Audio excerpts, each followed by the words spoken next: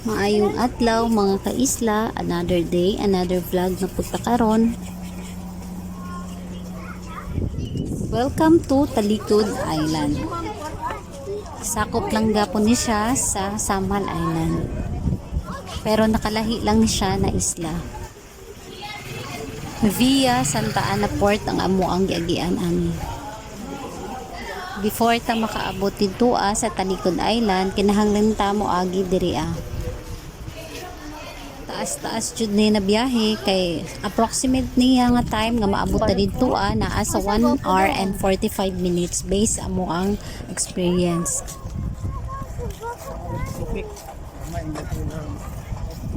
Asa dapat ila kuya? Lansa. Mauday ni siya nga lancha ang amo ang sakyan padulong dito sa Talikod Island. Ayan, no?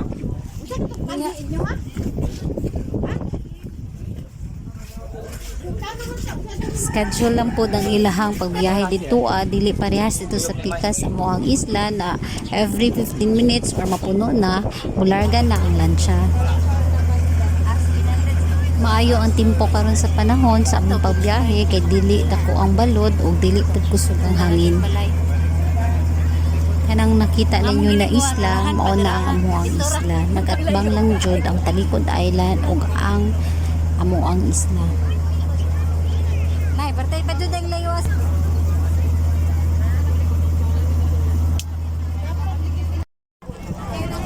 Naabot na gid ni sa amo ang padulngan after 1 hour and 45 minutes.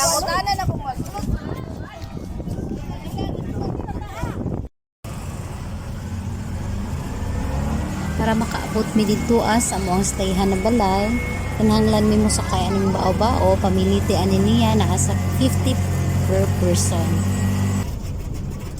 Medyo taas-taas jud ang biyahe gikan dito sa sentro padulong sa amuang adtuan.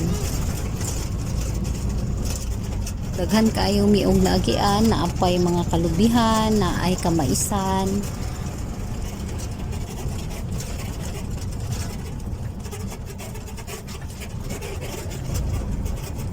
Kaloyan in taon naabot na mi sa amuang padulngan o amuang stayhan na balay.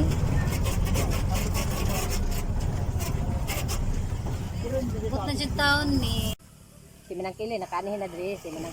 mag-relax ta diri ana side kay murag kapoy jud ang biyahe.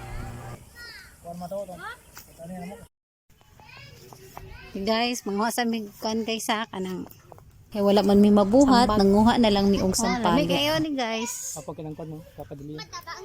Buyag kayo bunga, perting daghana. Diri na lang kutob, see you na pud puhon sa atong next travel adventure. Salamat.